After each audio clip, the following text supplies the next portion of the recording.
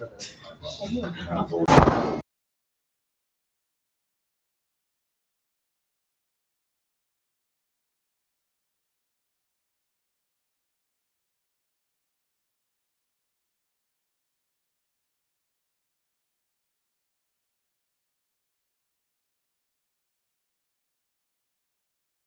6:34, please stand for the pledge. I pledge allegiance To the flag of the United States of America and to the republic for which it stands, one nation, under God, indivisible, with liberty and justice for all.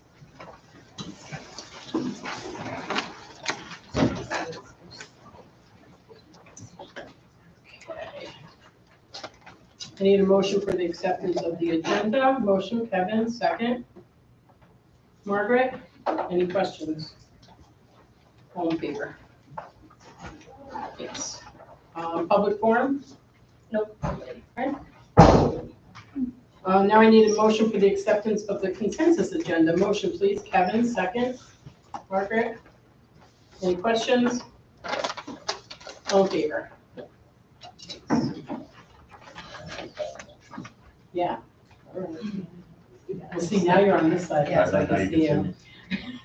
So we'll have a presentation tonight. We have a code of conduct in yonder pouches, and it's Dr. Michael Teeter and Darby Louie.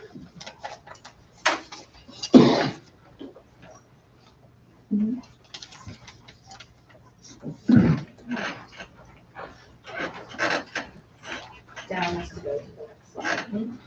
Yep. Good evening, everyone. I just wanted to give you a quick update on how the yonder pouches are going and our code of conduct. And we're at Darby now, we're going to take the code of conduct throughout this year and next year. So, the code of conduct changed the mission statement. We added our vision statement. That was through the work that we did as a committee my first night here, and I know those had been worked on previously to that. So we made those revisions. We added a more detailed section regarding personal electronic devices. Again, it had mostly said cell phones, so we changed a lot of the wording to personal electronic devices, i.e. smartwatches, earbuds, things of that nature. And then we cleaned up some of the language. A lot of it was repetitive. Our formatting wasn't very good, so we worked on that. That was taking us forever. Language usually does, right? Yeah, so we're going to continue to work on that throughout this year, and we'll have a much cleaner, updated version next year as well. So just for your information, this is how the old code of conduct read with the cell phones and personal electronic devices. I just kind of highlighted some of the areas that we changed. The blue, we kept the same. And the green, we kept the same. With the yellow, we reworded it a little bit to get rid of cell phones and put in personal electronic devices. We changed it to the new one where it says personal electronic devices in school. And you can read that. It's really just try to take all that wording that we had in that last paragraph, but we condensed it down, make it cleaner, a little more succinct, and a little bit more user-friendly for people to understand. Any questions on that? I was just reading it. Okay.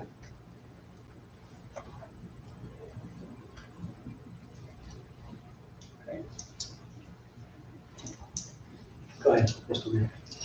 So this is the policy that was presented last year to you guys by Lisa and Kathleen. And myself, this is basically what also was given to the students. When we brought out the yonder pouches, we had several different emailing, social media posts as well, talking about the pouches arrival, talking about this policy, as well as some Q&A that have been frequently asked. We sent all that home throughout the summer, as well as with report cards last, I guess, June. And then Alexis has posted stuff online for us as well. This here, this is the infractions or the consequences that were developed by the group that met last spring. Janine was a part of it, as well as a couple of other parents. as well as Lisa and Kathleen had some discussions with students. The other part that has been added, and this is a little bit new, and this was brought to us by Bobby Joe. Bobby Joe wanted something about personal electronic devices on school transportation. So this has been added into the code of conduct, so we can make sure that we have some type of policy that if there is an issue with a device on the bus, we do have a way to stop it from happening and a way to move forward. So students many times pull their cell phone out to take videos of other kids and that kind of thing on the bus. Is that permitted? No, anything that's going to be used, misuse of the personal electronic devices, creating a disrespectful, unsafe, or distracting environment. So technically, by taking video or pictures of students and things like that, it could be distracting to our bus drivers, and we want to make sure we are putting safety first. It's also disrespectful, and that's why we purposely put that disrespectful language in there. You know, if you get the phone and you're taking pictures with your friends, it's one thing. You're doing it to harass them or bullying or whatever the case might be, completely different scenario, right? And that's the word disrespectful part comes out.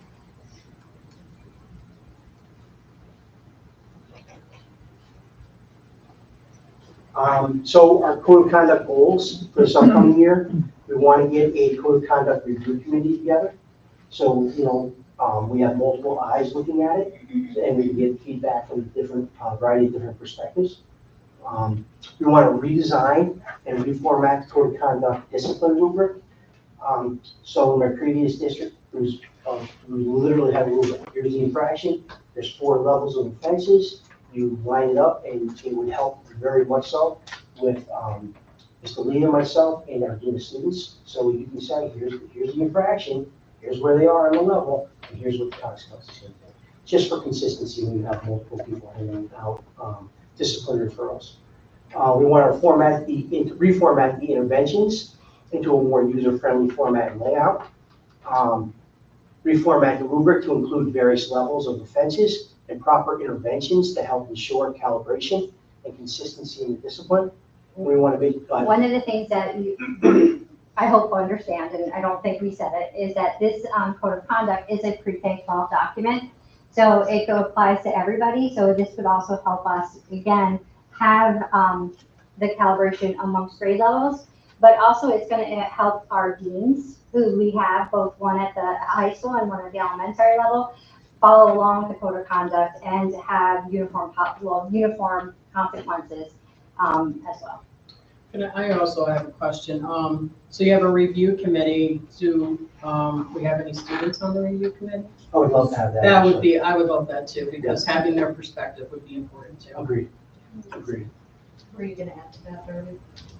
Yep, so we're in the very infancy of that committee. No, I just want to know, I just would like, I'm a person who always I have believes in one student volunteer right involvement, yeah. now. One volunteer. Cool. We're recruiting. Yeah, what I envisioned was going to student council for that, or Nice. student government, and then look it over it, make suggestions, and, you know, for me, empowering the students to Yeah. have a say in holding them accountable, right? Because, hey, this is your plan too, right? And again, investment and buy-in from that way, Yeah. I think is very I important. love that. So Yonder Pouches, as we know, we started them the first Monday of school.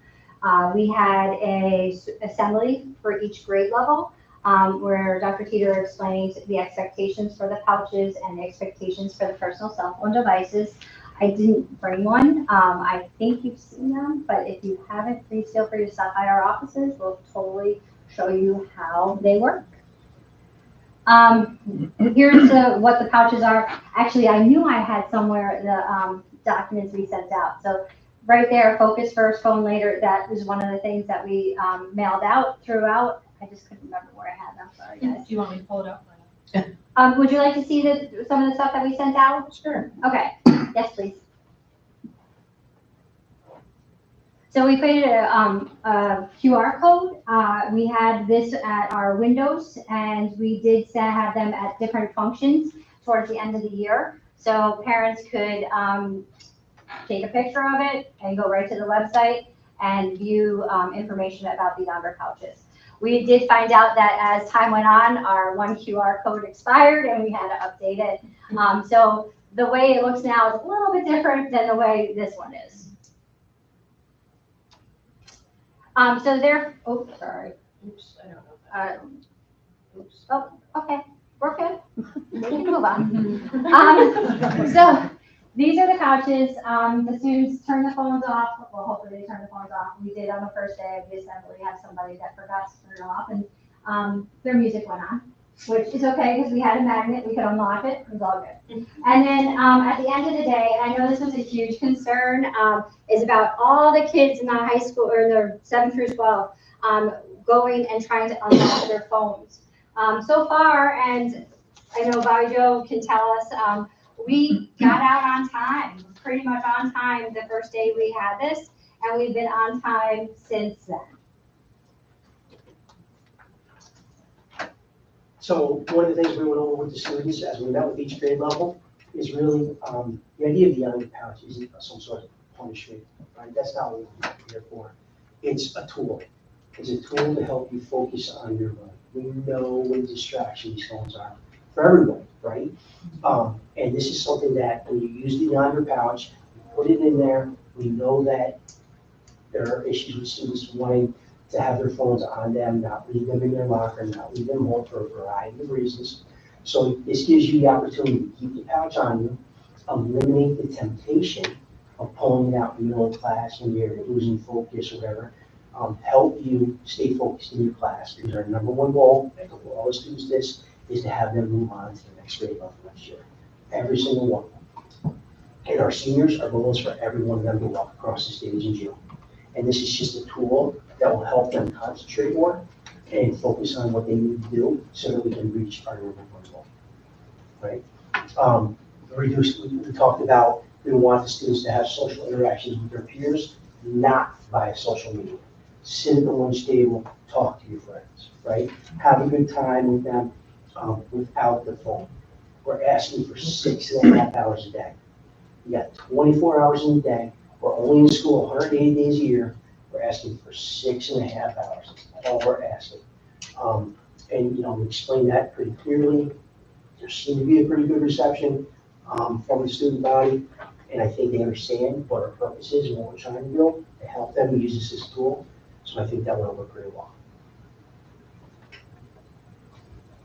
Kind of did this.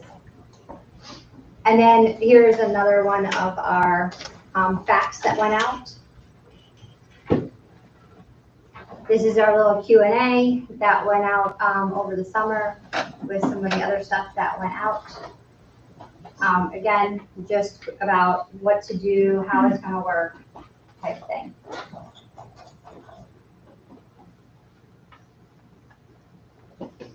So can I ask how many magnets do we have? Like how many Of the big magnets, to unlock it? Like at the end of the day, so right now we have 3 carts that have, 2 of them have 3, 1 of them has 2. We just got some more magnets, so as soon as we unpack it, we will have another magnet put on one of those carts. We have several handheld ones that are also available to unlock. We gave the athletic director one, so she can do the sports bus, or not the sports bus, the early dismissals for sports, as well as if there's anybody that missed the 3 carts that are stationed throughout our atrium. One of the things that we thought of, and Emery Slater was one of the ones who brought this as an idea, is to have 1 cart by the cafeteria, 1 cart by the library, and 1 by the front door. So basically there's a general progression. As our students are leaving the building, they have 3 different opportunities in order to unlock that. And so far it has been going well. The first couple of days I had the 2 extra handheld ones out there just in case. I think the hardest part was that first day, figuring out which side do I hit on the magnet. And then since then, it's gotten a lot it easier. just takes a second. It really does. Honestly, you can just go flat and it And it'll, okay. And then this is our policy, which you saw part of on the code of conduct part. These are having the infractions. The front side is, again, more information about the pouch. The second or the back side is the different infractions that we've already talked about.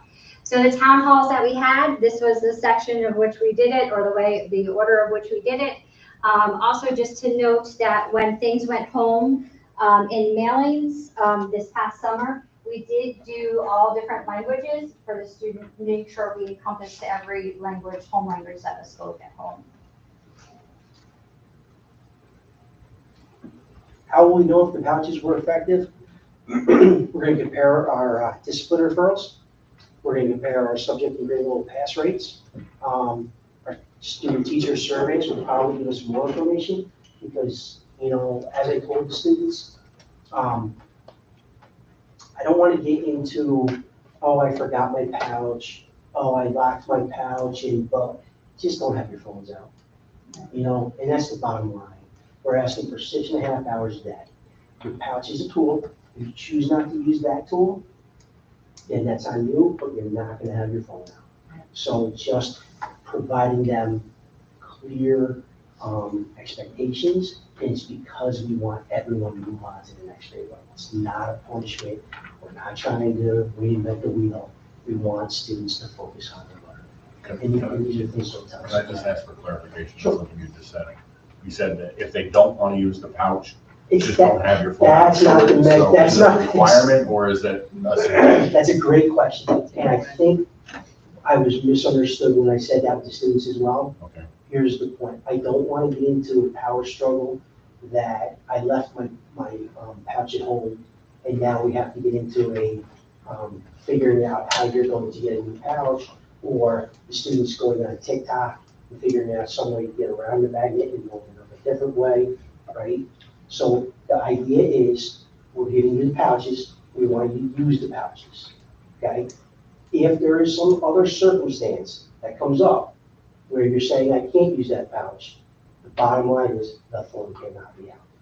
So if there's a extenuating circumstance where you're not using the pouch, figure out a way to keep that phone away.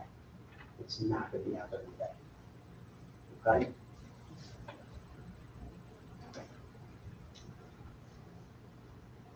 This is how it works. So as you know, we have 2 entrances in the morning. We have teachers and other staff members at each of the doors. We've asked the students to make sure they pouch up. Erica Shook has a sign as a reminder. And so then they come in, they show that the pouch is locked. Then we have the magnets at dismissal. And then also if students come in late or leave early, we do have the magnets in the office that they can unpouch at that time. This is also for like our Questar students. So if our Questar students come in at the half day, they pouch up. As they leave, we unpouch them, or they unlock their pouches as they go over to Questar. Field trips, we do allow our students to have their cameras, or not their cameras, I'm sorry, their personal devices on their field trips. Because sometimes with those field trips, you're making memories, and I think sometimes those memories need to be documented. So.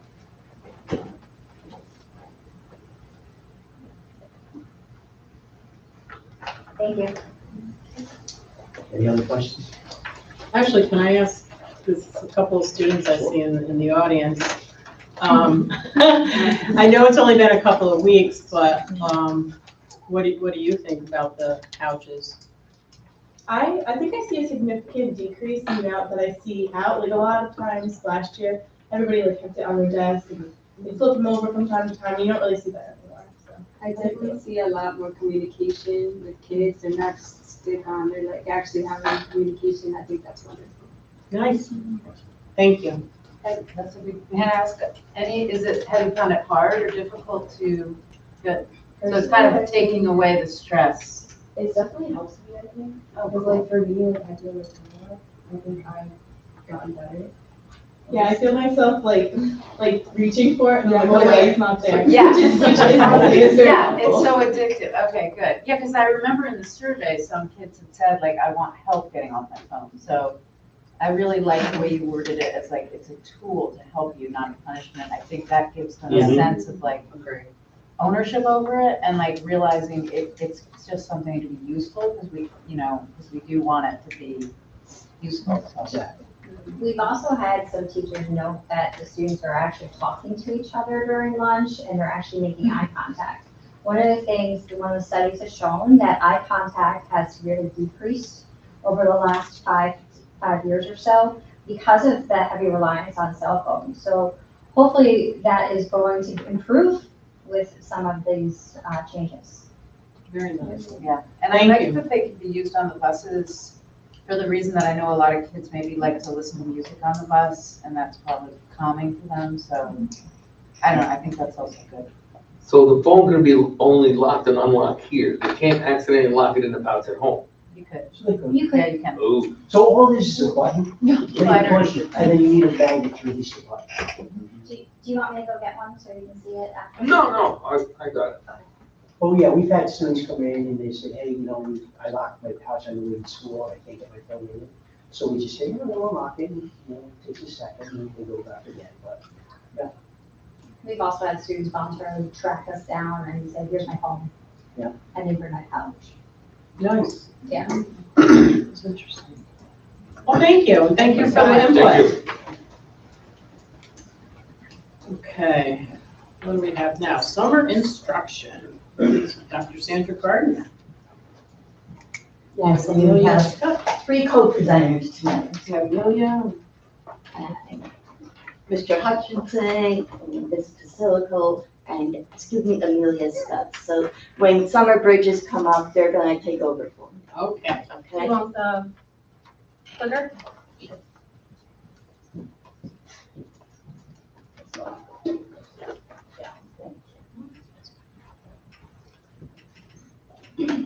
So just want to remind the board that in your budget last year, out of general funds, we decided to fund a summer programming.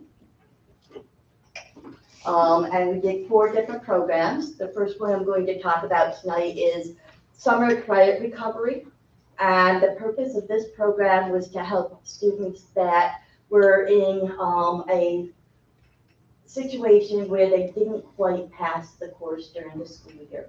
So they just need a little bit more time to gain that material and meet the standards and pass the course. So they were students that typically had an average of about 60 or above in the class and just hadn't had quite enough content to pass it. So by offering them time to work on getting those standards mastered in the summer, they were able to gain the academic credit that they need so they were not behind and could keep on track for graduation goals. And we had 5 instructors. Those were our instructors for that program.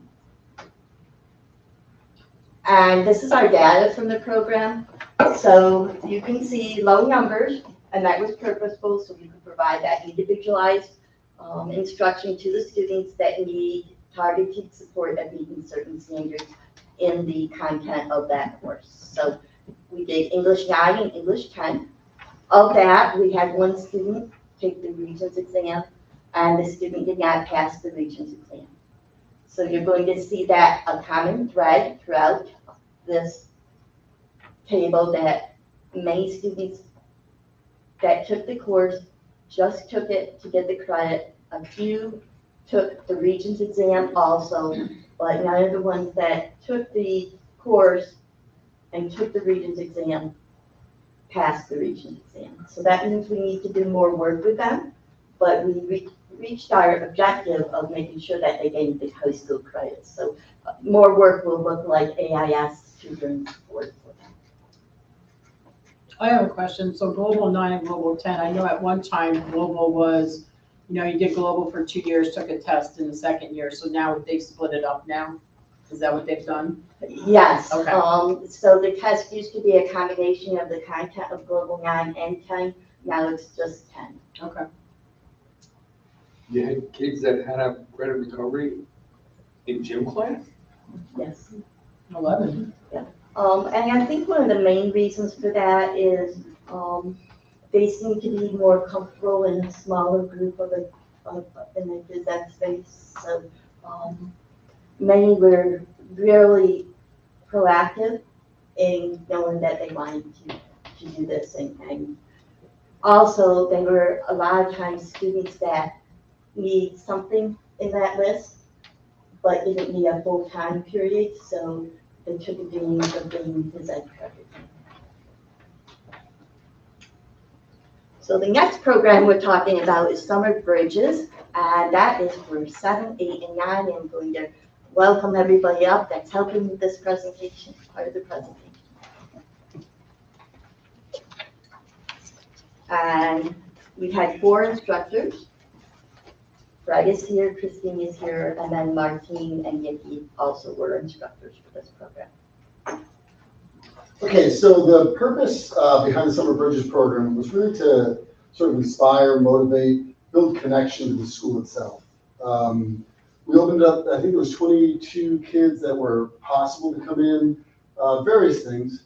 You know, one of the reasons that kids are disengaged is because that's a challenge. So getting them to come in the summer also is a challenge. But we did have about 11 or 12 kids that came pretty regularly, right? And it was, so an educator for 24 years, and an administrator for 15, this is one of the most innovative programs for school culture I've ever experienced.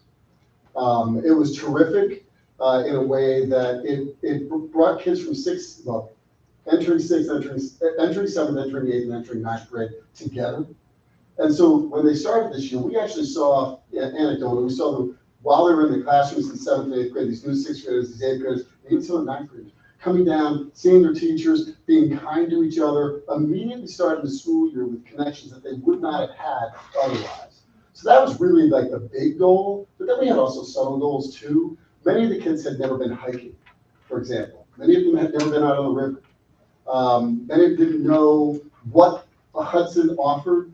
I had never been to the zoo that's local. So there's a lot of experiences here in our region that they got to learn about, and that we got to learn about that we didn't know about and that they didn't know about. So, and then we did a big culminating project throughout the course of the program that also ended up being a lot of fun, more for the kids than for me. So all of our kids did the cooking. On occasion, we had a couple of dishes that we needed to cook, but by and large, we started off the summer by asking them, we had a map, what regions do you want to eat from? And so it was really like this cross-cultural component. And we had kids from Guatemala and Venezuela and places like that. We had kids that had ancestry in Poland or Germany or Sweden, these sorts of things. So we picked dishes from all over the place, but the kids did the cleaning and the kids did the cooking. And even though there's work being done, you can look at those faces, especially mine, because I'm not doing any of it. But it was just fun. The kids had a lot of fun, and they were responsible with it. Did you get to at least eat? Oh, yeah. Yeah, all about that. I put on 7 pounds. And with the cooking and everything, we also implemented kitchen safety. We taught them how to use a knife safely, and just basically using new kitchen tools that they maybe never saw before. You know, they learned how to use a food processor and even a girdle. And it wasn't just the kitchen component. We also took them to Walmart to teach them how to shop for food, which taught them some budgeting components.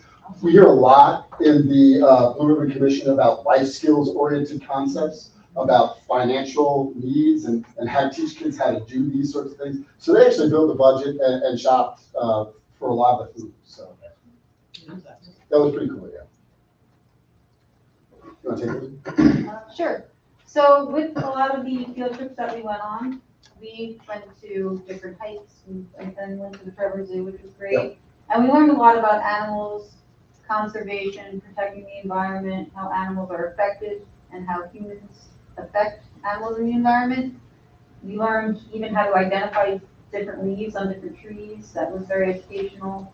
And so it was great to be in nature and go places that the students maybe have never been before. We also used mindfulness a lot, not meditation, that's a different concept. mindfulness, just being aware of what we do and when we do it and why we do it. We used to refer to it as kids, some of us were my age, as being considerate. The language has shifted, but that's kind of it. Yeah.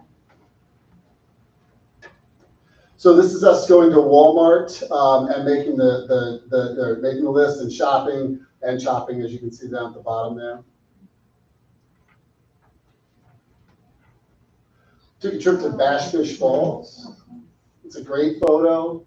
That'll probably make the yearbook for junior high this year. And you can see, I mean, like the kid on the very far end, you know, you can see already early on the playfulness that's occurring with these kids, you know. And some of them, without pointing kids out and this sort of thing, some of them are real reserved kids. I have one of these students in my class, and even though they still haven't really opened up yet, but he's making a funny face on this picture. It happened real fast this summer. That small group environment, Sandra alluded to it earlier, works really well for some of the kids. Really strong bonds and friendships were either built or reinforced. You can see that on top row over to the right. And really strong stuff. Here you have an illustration of there's 1, 2, 3, 4, 5 E&L students in that photo. So really cross-cultural. And some of them came to us late in the school year last year, so it really gave us an opportunity to integrate them into the school over the summer.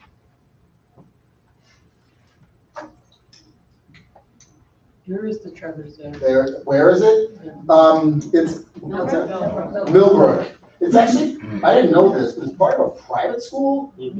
I'd never heard of it before. It was really amazing. Is that the local? That's where zoo Heidi's you were That's talking the about? local. Millbrook's not local. Well, Listen, let me tell you, I've been there, you gotta go. Really nice. I've been there. honestly, we got down there and back. It's a 3-hour program. We got down there and back and spent at least an hour and a half on site. So it's not that far. But it had some really, really cool animals. What you can see here is the lemurs right there in the beginning, and you can see the kids are captivated, right? Lemurs are cool. Yeah. Well, all right. So this here, I'm gonna come over. This here, this is a red wolf. Oh, This is wow. an endangered species. Oh. This thing came up to the fence and sat and stared at us. And the provost for the zoo was like, "This has never happened, especially with the crowd." So I think the kids were just so, maybe they're putting out some good vibes or something, but They were mindful. they were mindful, right? It was super cool. It was really pretty awesome.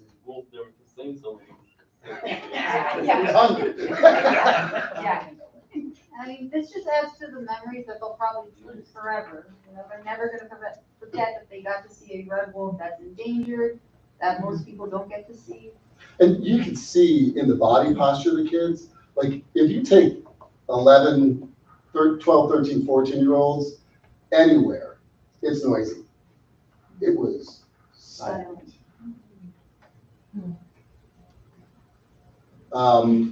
Yeah, so. Red panda. Nice. Yeah, so we saw the red panda. We were afraid we weren't going to. Miss Banyard, who was part of this team and really did like a whole lot of the food stuff. She really brought it.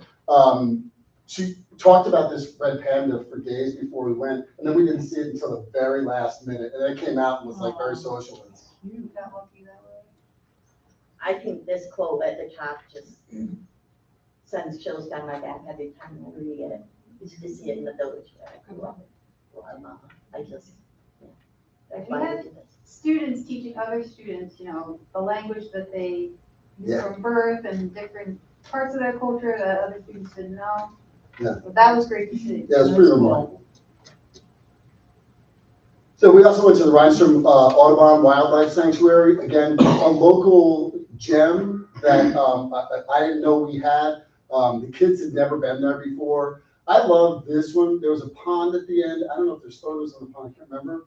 But if you skip forward a slide, yeah. So this is one of our students, 7th grader last year, 8th grader this year. Sort of at the end of the year, he and I had a run, and he got super mad at me. But look at the face. He's holding a little frog. Like, these kids became kids all over again at this source. And it was so touching. It was really beautiful. We went to the Beebe Hill Fire Tower. The fire tower's closed, but the kids didn't notice. I happen to be an avid hiker, and I've done the fire towers in New York. So I was able to tell them a little bit about the history behind these and how it works. But so many of these kids were like, I've never hiked this far.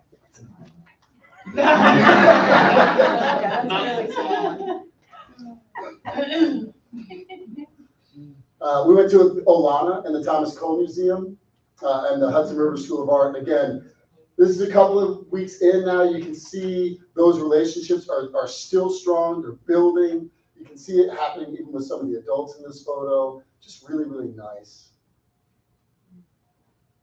Kids are drawing, making stamps. One of the kids made me a stamp. I have it in my car. It's on my. I should bring it in. You know what? It's tucked into my rim visor. But it's just great. Ooh, I think this is most everyone's favorite trip. yeah. So this is the lighthouse on the Hudson.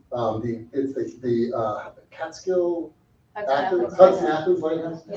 So we got to go onto the lighthouse. We got a tour of the lighthouse. We had a great boat trip. This is the most expensive of the ventures, but also really, really amazing. We saw osprey hunting. The driver and the people on there were really knowledgeable. Do you want to say something? We have to ring the bell. Have to ring the bell, and some even drove the boat. Yeah. Yeah. Yeah. That's I grabbed the life jacket. And so many of them really just, before it had ended, they were asking if we could do it again next year. That of course is, a budgetary consideration, but I believe that we would have twice as many kids desiring this opportunity than we have this year. It's too bad it can't be a curriculum. Yeah. Too bad. So speaking of curriculum, so one of the things that we did long-term project when we built these recycle boats, that's a great photo. Where is where's the one that you took of me? I don't know. Oh, that. No. Is that it? Photo's definitely in there. I have one of you and. You have one of me? Oh, after you fell, yeah. Okay, yeah, after I drowned. We used all recycled materials, so we kind of told them about how, if you use empty bottles, that can help you stay afloat. We taught them how cardboard, when it gets wet, falls apart, so you may want to use duct tape. And so they really got creative and, artistic with their boats. And even competitive, like competition's healthy, right? Appropriate competition is very healthy. And they got competitive with it, they got decorative with it. A few years ago, our board joined these boat races. And Joe was our builder of the boat, but ours didn't sink. Ours He did a good job. 45 seconds. Yeah, he did a good job. Any water. I made It was fun. That's how far he made. I made it off the set, Oh, and it capsized in its tire. That's so Fortunately, cool. so many of my colleagues were there to watch it. It was terrific. We had teachers I think they and sabotaged that parents boat. come to watch, and the whole school literally That's so shut cool. down to come watch. Yeah. Yeah, you can see all that's not even, that picture up top, that doesn't quite capture the number of people that were watching. Ashley was there, she was laughing. Did the kid on the top left, did he get across? No, only one boat made it across, and it was the only boat that had 2 passengers.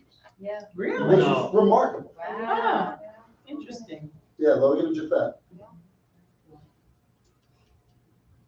It was super fun. This was a fun project. Yeah. It took forever, but it was good. Amelia, did you want to say anything else? Yeah, I would like to say thank you for the Board of Education for inviting me. And I thought it was a really fun experience. And we had a fun time with all these things that we did. And Miss Banyard, Miss Vaness, Mr. Silico, Mr. Hutchinson, they're all really nice. So I really hope we can do it again next year. Somebody must have written that for you. Vote it yourselves in my office. I'm really nice. Yeah. Oh. What was your favorite thing of all the things that you did this summer? What was your favorite? Probably going to the lighthouse, What was your because we favorite? actually got to go all the way to the top and just. And you got to drive the boat too. Yeah, that's cool. And we got to talk into the little microphone on the boat. Yes, that wasn't annoying at all. So this was our participation data. Both presenters kind of talked a little bit about that. We had 22 recommended and registered, and 18 came at least once. And if you look, we had pretty good attendance. 11 would be 70% of the time or more. And really, when you think about a 6-week program and family vacation, I think that's really good for summer. I'd like to remind the board that we ran this program the year before COVID, and we were looking at the data following that year, and then we were hit with our early release in March. When we ran the program previously, our data was showing that students were stronger in their attendance, had better grades, and less discipline referrals. That will be data that we will be looking at throughout the year, which is why I broke down the participation the way I did, because I want you to be able to see down the line how that looks for participation and relates to what the data shows us. So you can look for that to come throughout the year. And anecdotally, I think Christine and I both see in the classes that whereas when you're in a classroom, especially middle school, kids are so reluctant to actively participate. It takes, an enormous amount of effort to get them to speak, especially to each other. But already, I mean, I'm not in the 7th grade class, but I can say the 8th grade class. Like it was interactive from the start, and the kids are really, it's working. Like whatever happened, I think. What do you think? Yeah, it was really cool. And I wanted to also say thank you to transportation for getting us to and from school safely. Oh yeah. And Bunny and Thupia for driving us. Yeah. So the next program I want to talk about is Summer Voyager program. Thank And you. that Thank program was actually a program off campus. And the neat part of that is my son works for one of the summer camps. So I got to hear about it from the perspective of our camp counselor as well as our teachers. I got 3 teachers did an outstanding job of that program. And what they did was they went to deliver hands-on project-based learning directly to our campers. And that really fostered a joyful, adventurous educational experience. In fact, my son said to me, "Your teachers are more prepared than any of the other groups that come and do programs for us." So I think that was really an outstanding note on those teachers' parts, that they really put the preparation in and were ready and to take that bus out and about. And week 1, they were at Claverack, Copiague, and Hillsdale Parks. And that week focused on the solar power, which was very interesting because we even learned a lot, right, Nick, that week about the bus, and Buildings and Grounds even ended up going out there to support some of the mechanisms that need to be powered up and all of that. So it was a great learning experience for us as adults, and I think it's so important that our students see us learning alongside them. And that really happened that week. Week 2 was really a nature focus, and you can see some neat pictures there of them making structures as well as a scavenger hunt. And the Hillsdale camp in itself is a nature-based program, so they were thrilled that we were tying programming into what they do on a daily basis.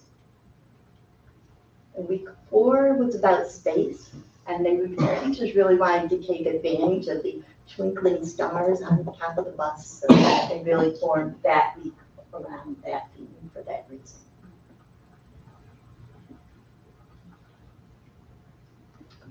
And this I just wanted to include because this was an email I received during the program, and I think it says it all. I'll just give you a minute to read it.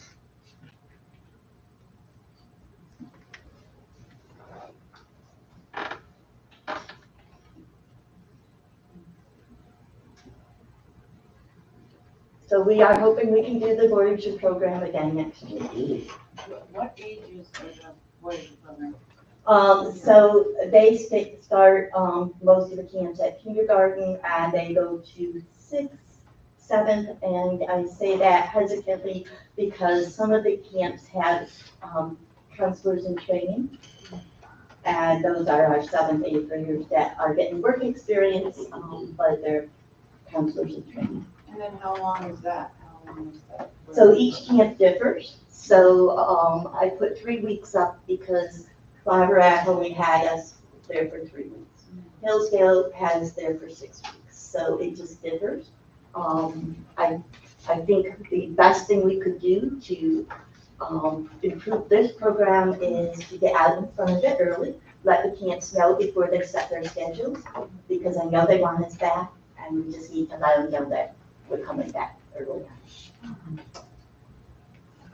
So the last program we ran was through our distance learning program, and this was a Regents Prep program, and basically counselors contacted students that were looking to increase their grades on the Regents exams, and they were able to work with a teacher through the DL network on review classes. Those were specifically designed for Regents exam review. And they provided focused instruction for the students on what they need. Students could come one time, or they could come all the review sessions that were offered. We had 37 students that signed up. 34 took the Regents exam, and 26 took at least one review session with the distance learning. What was really nice about this program is in the past they've had to come here for those review classes. They could use a laptop that John very kindly got set up for them and do that from their home or vacation spot, whatever it was. So of those that attended 10 or more sessions, we had 3 of them pass their Regents exam in August. 8 failed, but they increased their score, so they made progress. So I think that's really good. And we had 2 that failed or stayed the same or decreased. And then if they attended 5 to 9, that's your data. 1 to 4 is your data. So you can see that by attending, at least they were able to gain some additional knowledge and do better. So there's many, many people I want to thank for our summer program. And we had students that were really cooperative. You heard about Yonder Purchase. Well, that gave administration a chance to roll out that program in a soft way because we started cell phone check-in in the summer. So those that were in triad recovery checked their phones. Those that were in summer bridges checked their phones and they got them at the end of the day or at the end of the session. The buildings and grounds, as I said, they went out quickly and over to the parks to help us when we need. It takes a lot of planning on their part to know that students are in this space and we can't use this space or clean this space until until summer program's done. So they do a lot of scheduling around students being in the building. Technology department, I highlighted John getting the computers out so that our distance learning students could do that from home. Food service, meals were served for our riot recovery students, lunch and breakfast. I know that Kyle supported Nikki in the purchasing and recipes and having the students help make their own food. Our counseling department, a lot of work goes ahead of that time. You saw those numbers about the EL. That's a lot of phone calls just for that program alone. They make constant phone calls, parent contacts, emails, that kind of thing to get our program up and running. And then they have to do it again afterwards and put the data in and make sure everything works right and it's done correctly. the business office. So Ashley had more POs this year for summer than ever. I think she was, managing our summer bridges with a lot of activities, supplies, and food. Clerical and administration, really, we were hopping all summer with these 6 weeks. So if you remember, we went a week longer. We've been doing 5 weeks. We did 6 weeks, 3 days a week. I think that was a good model from anything that I've heard as far as feedback, because 3 days a week seems to be a good amount for kids to be here this summer. So a big thank you to everybody on that list. And also thank you, because this really does support our students and communities by funding this program. Thanks, Sandy. Sandra, can I just ask, how long is the Voyager at the park when it goes? So they are there from about 9 to noon, Okay. because the camps don't start till a little bit later. So they come in, they get the bus prepared, and then come back, and then they clean the bus and get it ready. Thanks, Sandy. Okay, can we have some light now? I'm tired of being a mole. Thank you. Ooh, that's rough for my eyeballs. Okay, now I can see.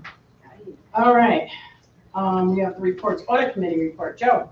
All right, the draft financial statements was issued on 9/13/24.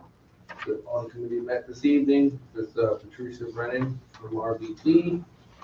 The financial report will be released to the full board, then accepted in October after a presentation by Patty. The audit was a clean audit.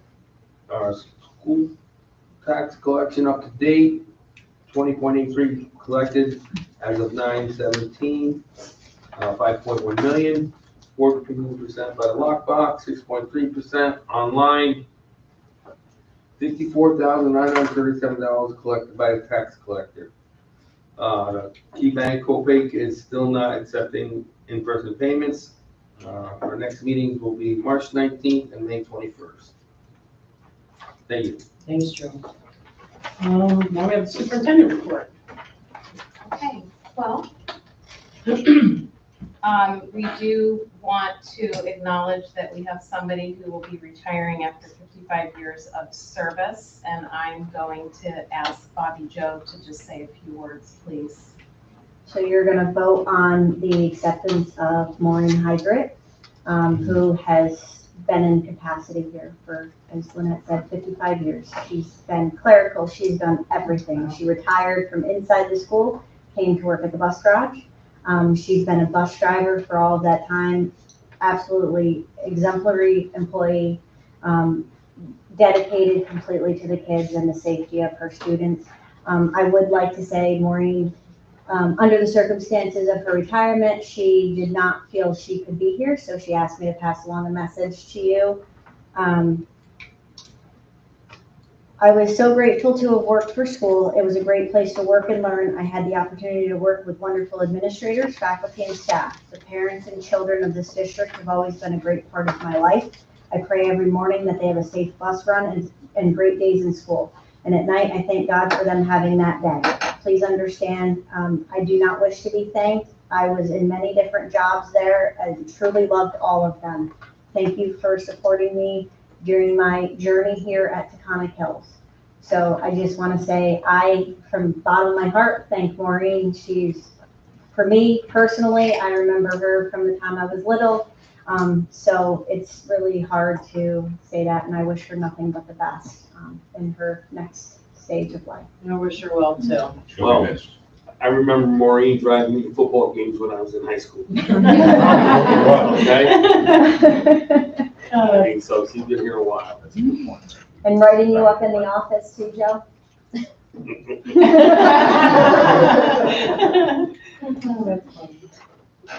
Well, that's very nice. So just a few more things. I do want to say that our first day of school was a great success. Administration was talking about how it was a very smooth first day compared to prior years. And our junior, senior student council welcomed elementary students on the first day with posters and just being positive. And it was a great connection to see the bridge between the two buildings with that. And we just have a lot coming up to celebrate. We've already done 3 fire drills this week. We're planning a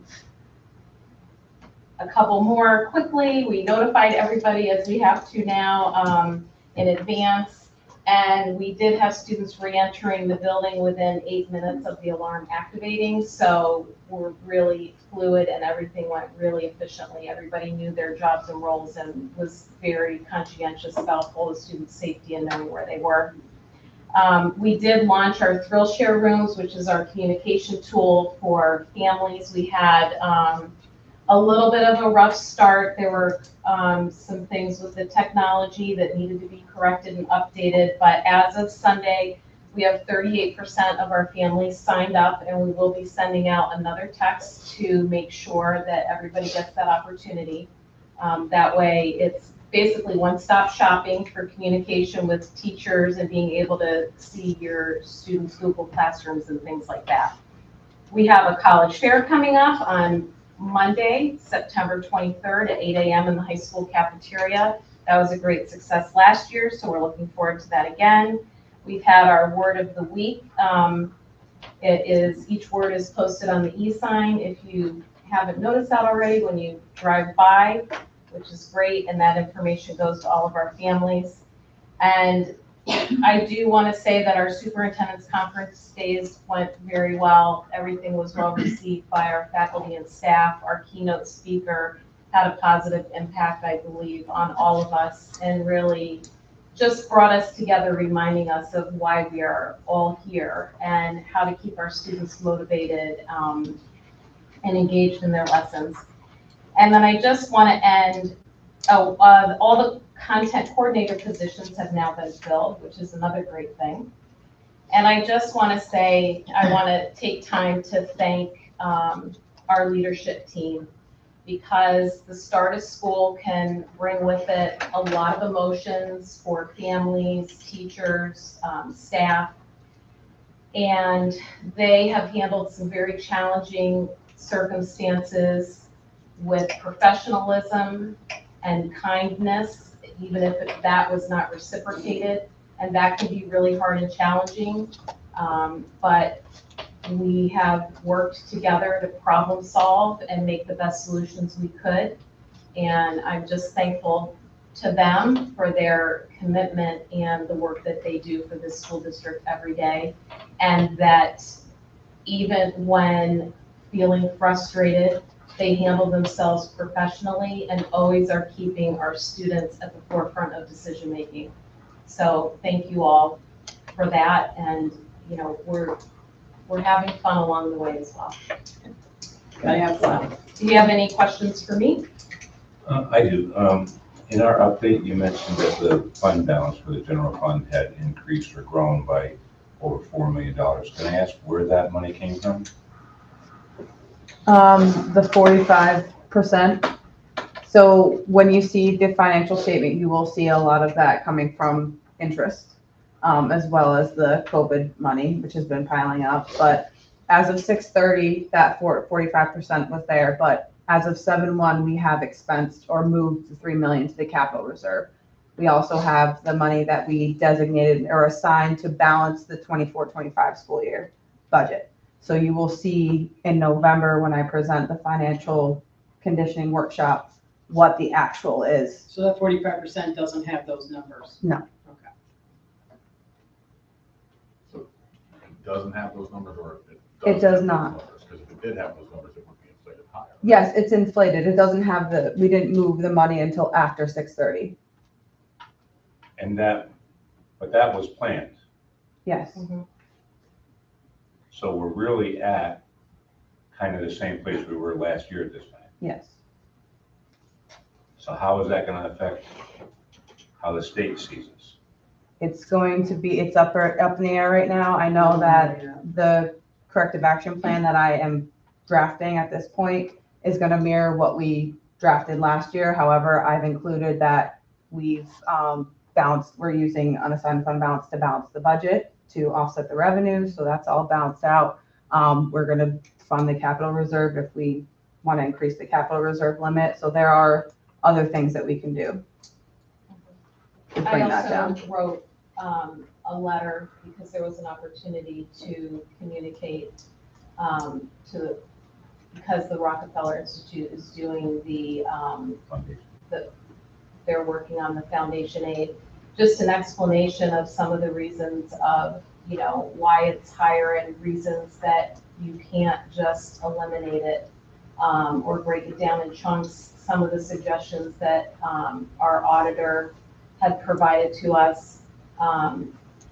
Also the focus of a 5-year plan and how we're going to utilize some of that funding. That's something that Ashley and I have talked about and are working on.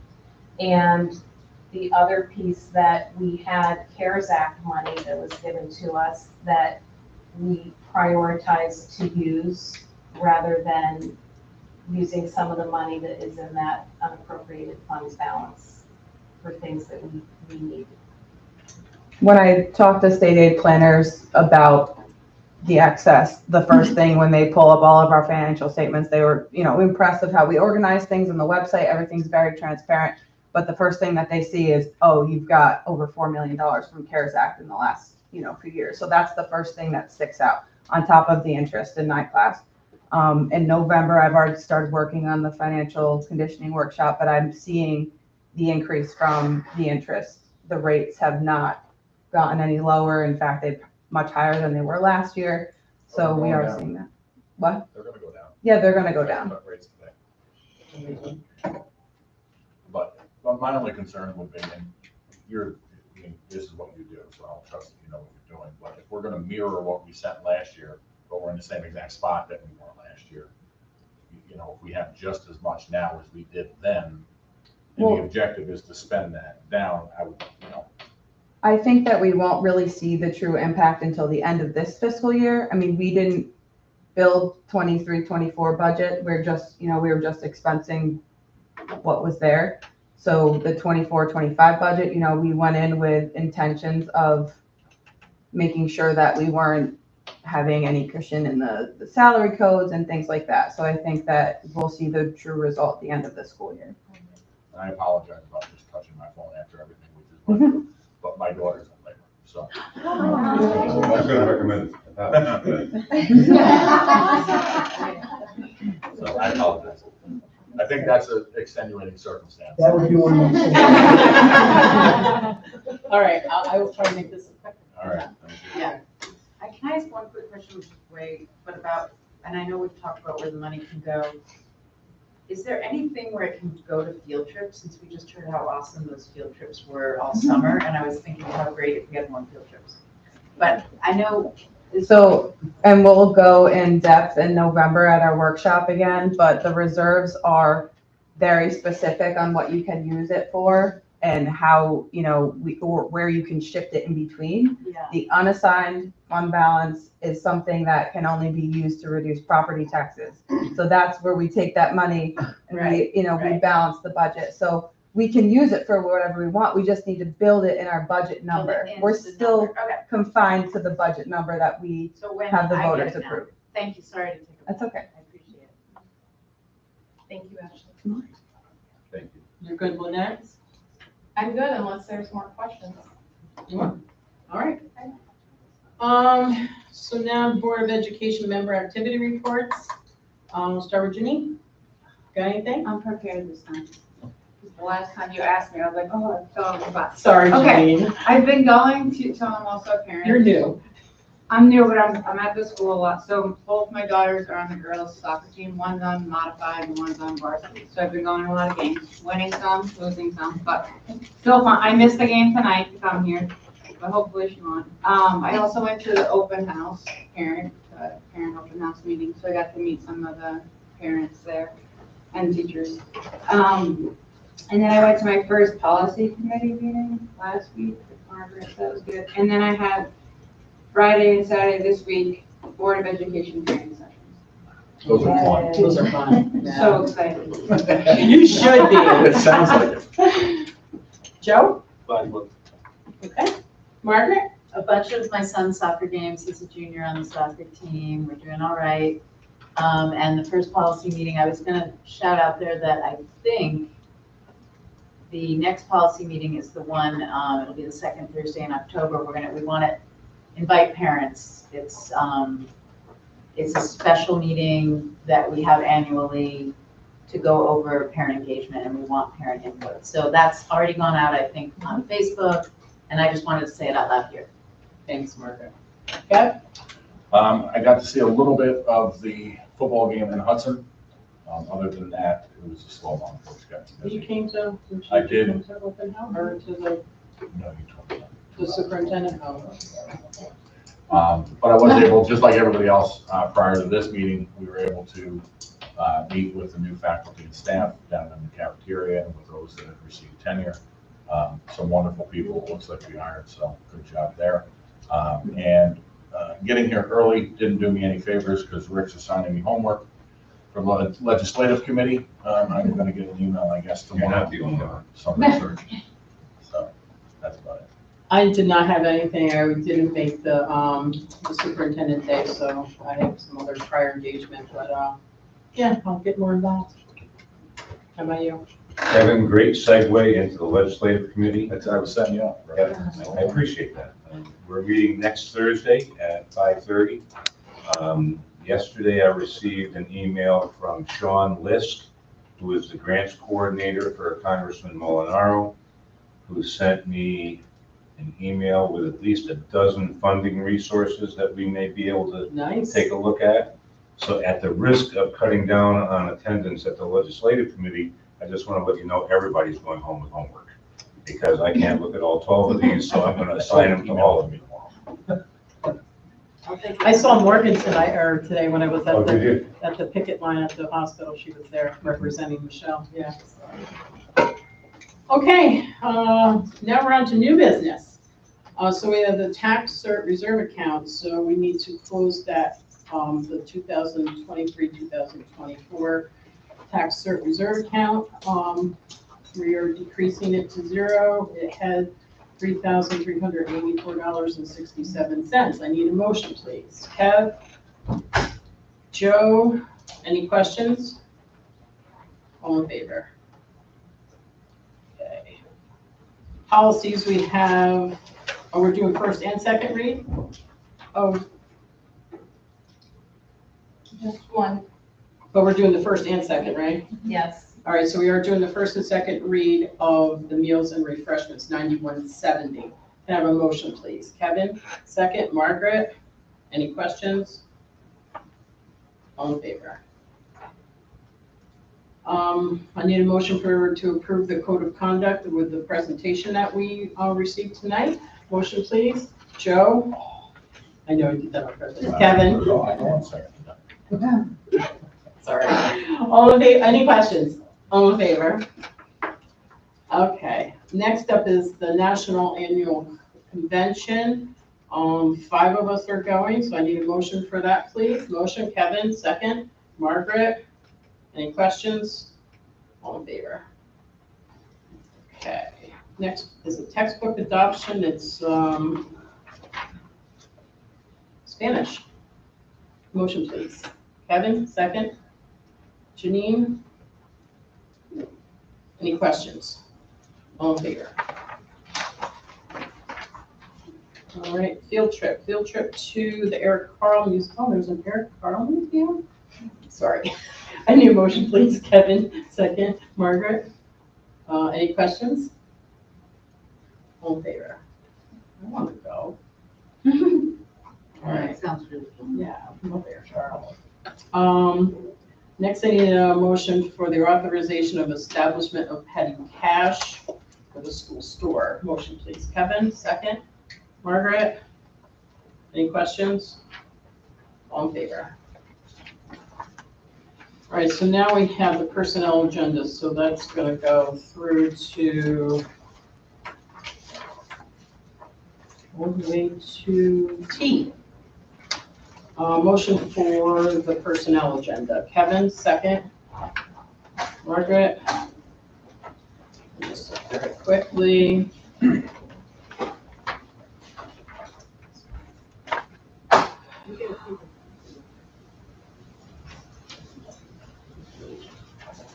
There were permanent appointment of our bookkeeper, Tess.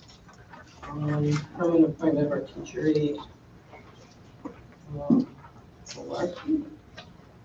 Permanent appointment of food service worker. Our contact coordinators, extracurricular. So we'll fill in some of these clubs probably as time goes on. I think it's pretty good that there's only 6 left. Yeah, the robotics club seems really cool. Hope somebody takes that. Okay, all in favor?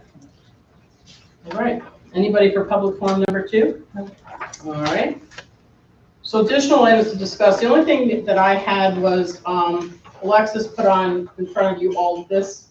So this resolutions, and this is really, I'm just talking to Jeannie and maybe Margaret if you don't remember from last year, but at the national or at the NISBA convention in October that the board members are going to go to, Joe is our delegate. He always votes on these resolutions on behalf of us as a board.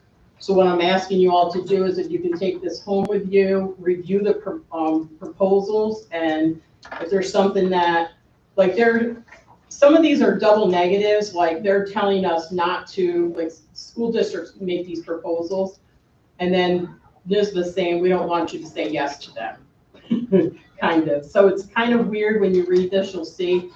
They'll recommend the ones that They give you a rationale. Yeah, they give you a rationale as to why. So this is a little bit of homework, but I am asking maybe the legislative committee too to look some of these over so that we can maybe make suggestions to the board. But at the October meeting, I'd like to at least go over this a little bit so that Joe will be prepared to vote on behalf of us. I always tell people, one year we told Joe to vote no on something. He was literally the only person in the room that voted. Out of 400 people. He's the only one that voted no. So yeah, that was. Who's the gift plus our administrators? He said no. It was pretty funny, actually. And that's all I have. Does anybody else have anything for additional items to discuss? All right, I'm gonna say motion to go into executive session to talk about employment history. Kevin, second, Margaret, all in favor? I would just like to say thank you to Annie for the delicious dessert she made for our Oh, it was tonight, awesome. and there's some there. Thank So you, if Annie. you're walking out and you want to have a sweet snack before the evening or something for your coffee in the morning, please grab some, there's plenty. And thank you for your presence. Yes, try the cake, guys. Thank you so much for coming. Thanks. Students, thank you for staying through the whole Thank night. you. Yeah. Well done. You need anything signed? Oh, yeah. Oh, yeah.